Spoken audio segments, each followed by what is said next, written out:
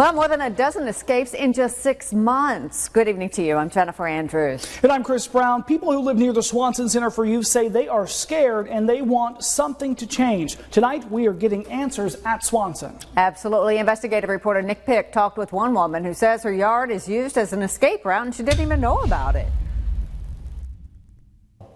I talked to a woman who lives on Vernon Street, just around the corner from the Swanson Center for Youth. She says during one escape, inmates hopped in her yard before they got away. And she says she didn't even know what happened until police told her hours later. Now, she wants something done so that this doesn't happen again. You see those new barbed wires up there? Asia Bradley's lived on Vernon Street for 9 years. They really be escaping from right here. And she says she's never seen anything like this. Not until this year. Her backyard sits back to back with Swanson's barbed wire fences. She says during a recent escape, the inmates used a mattress to hop the barbed wire. They say they hopped over here because the police had came and they say they ran through here. Right past her family's security camera and into the neighborhood, bringing Pamela Bryant's fears to life. I work nights so they could be standing on behind my house waiting on me when I get off. I work 3 to 11, so I have a lot to be concerned about. Yes, she does. 911, where's your emergency? Yes, I was driving home on Jackson Street. There looks to be some boys escaped from the Swanson, and there was 2 boys running, waving me down, but I didn't stop because I didn't know if they were escaping from Swanson or not.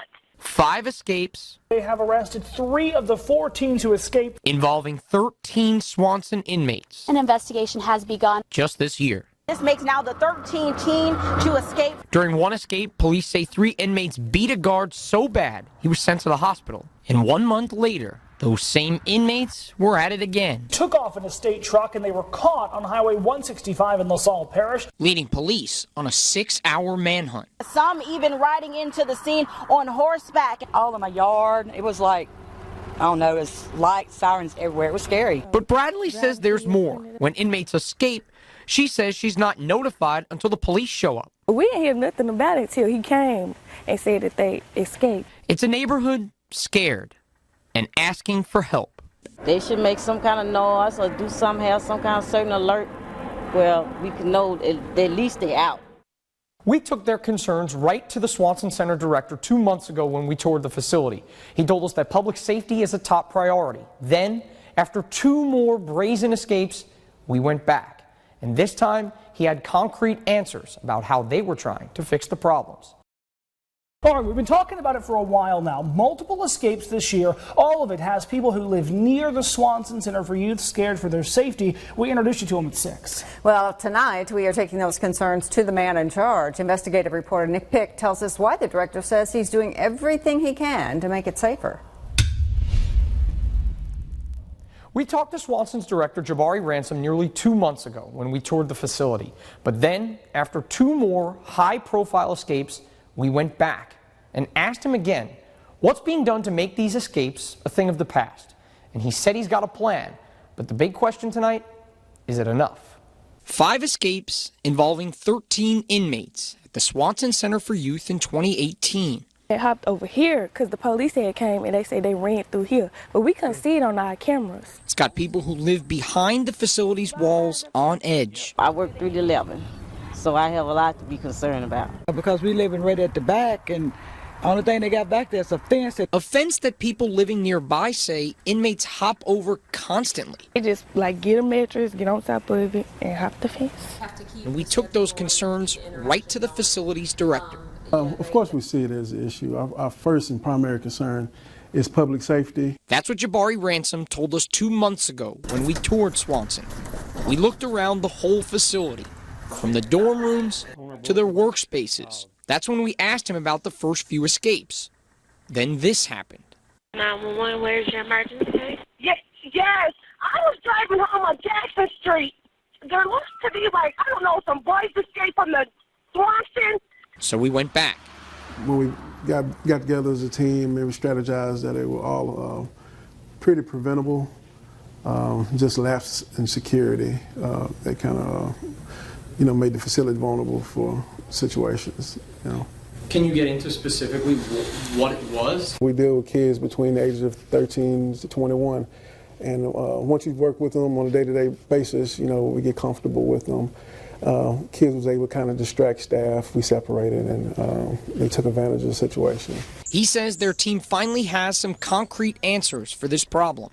First, just in the last week, they've raised the height of the razor wire around the facility from 9 to 13 feet. At 9 feet, you know, which is not too much of a deterrent now. They've brought all staff vehicles outside campus. And we're just using them just for what's needed on campus. And actually doing a better job with securing our keys. And revamped the entire staff. We have a big class now, currently around 17 if I'm not mistaken. Also, we've changed our staffing schedule.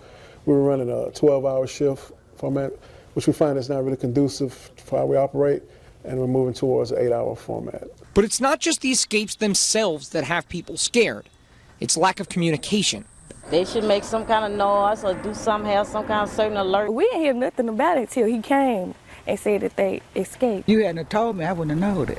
Ransom says he's working on that, too. We have a roto system that automatically calls the area residents about a mile radius to notify them that we have an escape. Because I think overall, you know, Monroe wants to see his community safe, and we want to provide that safety. Ransom also says he wants to bring the community and the facility together. To start the process, last week he hosted a meeting with community leaders to talk about the problems and hear their ideas on how to fix them. He says there will be more of these meetings coming up in the near future. Well, more than a dozen escapes in 6 months. Now the Swanson Center for Youth working to stop it. Good evening to you. I'm Jennifer Andrews. And I'm Chris Brown. Today, more than a dozen community leaders met to start that process. Our investigative reporter, Nick Pick, has been looking into that facility for months. What did they talk about today, Nick? Well, Chris, today is just really a chance to brainstorm ideas on how to improve the community's relationship with Swanson. Today's meeting bringing people from the Monroe City School Board, City Council, even inmates from the facility all together in one room for a conversation. Swanson's director led that conversation, talking about things like security, staff training, even some potential new programs for the inmates, also leading the group on a tour of one of the dorms. Today's meeting organized by the State Department in Baton Rouge, and I talked with their deputy secretary, who said in light of the recent escapes, these conversations are necessary. I think they're vital to our operation just from an education standpoint. A lot of times we're behind the fence. People don't know who we are. They don't know what the kids are or who the kids are or what kind of programs we have.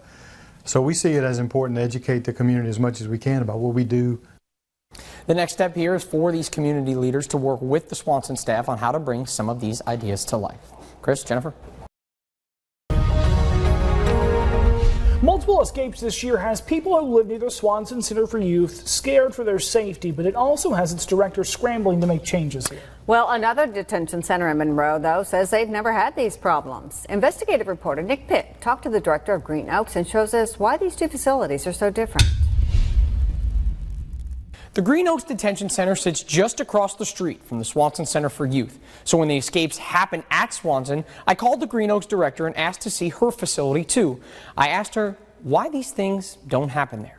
911, where's your emergency?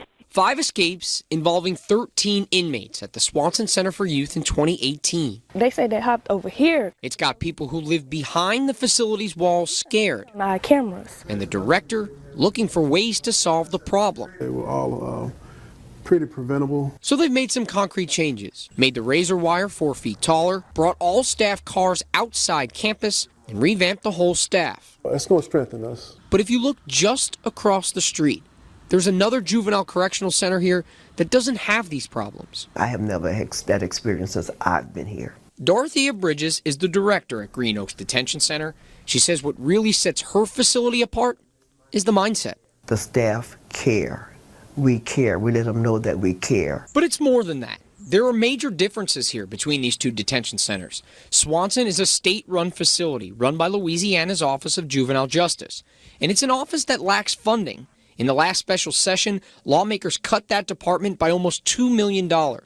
And when you look around the place, you can tell it's getting a little old. The insurance, the maintenance is so high on them that we could probably in the long run end up saving money should we build a smaller, more suited facility here and abandon this facility or sell it or move on from it. But it's more than funding, too. Last month, the legislative auditor's report showed staff turnover is up, fighting has almost doubled, and drug use has almost quadrupled in these state-run facilities. These are kids at high risk for violence and delinquency. That's why they're here. So we can't go into the world thinking that nothing's ever going to happen. Bridges says these things just don't happen at Green Oaks. We have people here that care about you, and we will see you through.